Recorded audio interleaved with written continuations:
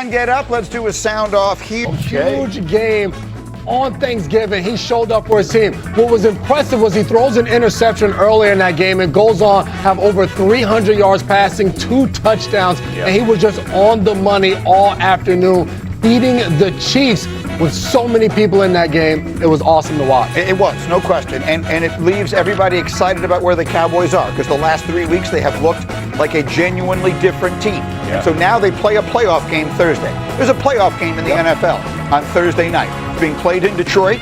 It'll feature the Cowboys and the Lions. Here are the Cowboys' numbers. If they win, they got a 35% chance to make the playoffs, and they continue to be red hot. If they lose, that number falls off the table. So it is absolute must-win for Dallas, and it's also incredibly important for the Lions, who it appears will be without Amon-Ra St. Brown. Dan, is that the expectation? Sprained his ankle in last Thursday's game, did not practice yesterday. They have yet to rule him out for Thursday's game, and they may take it up to game day, game time.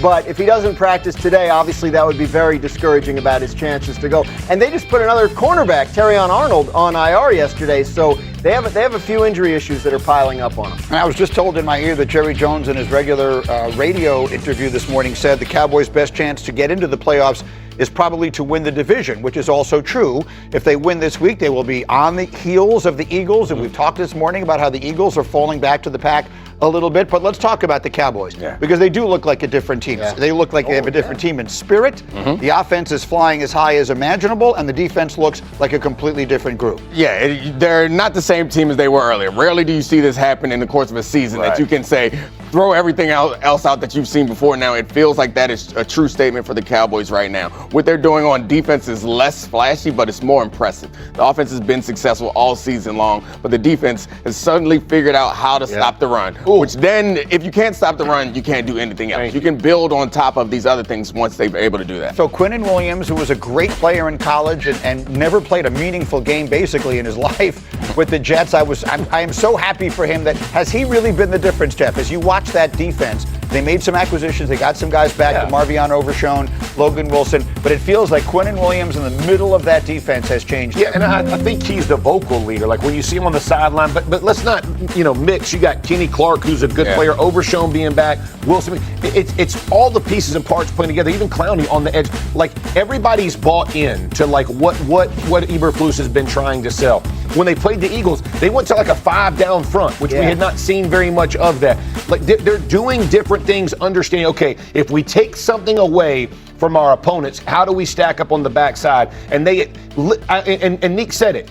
To have a team flip the script this much on one side of the ball is shocking to see. But then let's get to the other, because that's the fun one, right? George Pickens and ceedee. Oh, my word.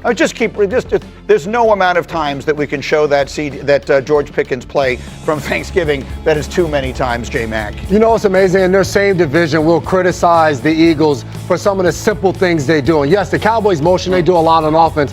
But one of their best plays is George Pickens just go run a slant. That's right. And we're watching him in that game on Thanksgiving, and he is simply one-on-one against a guy right there again, and he is just running a slant pattern, and he is getting open. You have CeeDee Lamb on the outside, one-on-one against Trent McDuffie. We're just going to run a go. I don't want to get too deep in the weeds, but him converting slants against two-man press coverage. Right. So what you don't understand, cover two-man, you have safeties above you. You have no concern about anything deep. Your only responsibility first is do not let him inside. You can't let him inside. We die if he gets inside. So all DBs hear that week in and week out for their entire careers. And they said, we all line up an extra step inside. Yep. And somehow, this man been running slants all day long. And they call his coverage to take it away. Somehow, he still sets it up to get underneath. It's amazing athleticism. And I don't even fault the DBs. Well, yeah, a little bit. You can't let him inside. You can't let him inside. That's sort of the advanced class level of what the Cowboys are doing is pretty simple stuff, but it's almost impossible to stop. Absolutely. Execution. I think when you look at what Dak has done for this offense, and this started at the beginning of the season when their defense was struggling, he gets them in the right play, whether it's run, whether it's pass, whether it's understanding where the blitz is coming from, replacing the blitzer, or blocking it up and taking the ball down the field. He continues to put this offense in the best position.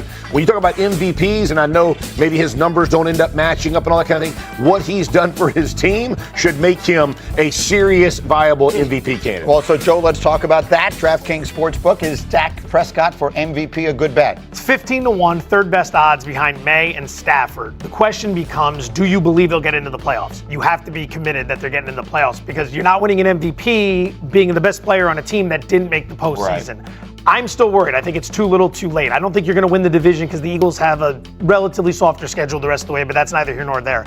The key for Prescott is 3 standalone games the rest of the way. Win against Detroit Thursday night in front of the entire world. Right. The Minnesota game is on Sunday night in front of the entire world. And then the Commanders game on Christmas stands alone as, I believe, the 1 o'clock game. You're going to have an opportunity to swing the mind of all the voters. The biggest problem would be Matthew Stafford on a Thursday night in Seattle.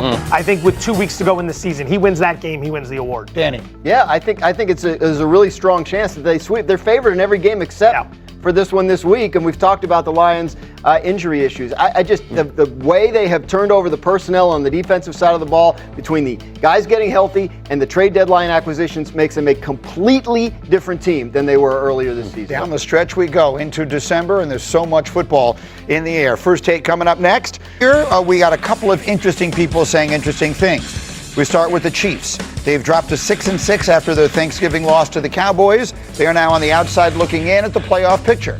The season is winding down. There's no room for error. Here's their coach, Andy Reid, on the importance of winning out. We're going to go after you every game. And, that's how we roll. We're going to try to tickle your tonsils on every play, every game. And, but that's the attitude that we're coming in with, and then you let the chips fall where they may. Greeny, I need you to break that down. Yes, no, I can't do it. I don't know what that means. They're going to be dentists? Like, I don't understand. I've been around football a long time, and there are a lot of weird sayings. Yeah. That was brand new to me. I never heard that. But I'd be concerned if I was playing against them. I'd be really concerned. Probably a penalty, but I'm not sure. 15 yards for tickling the tonsils of the defensive line. Necessary something. I don't know.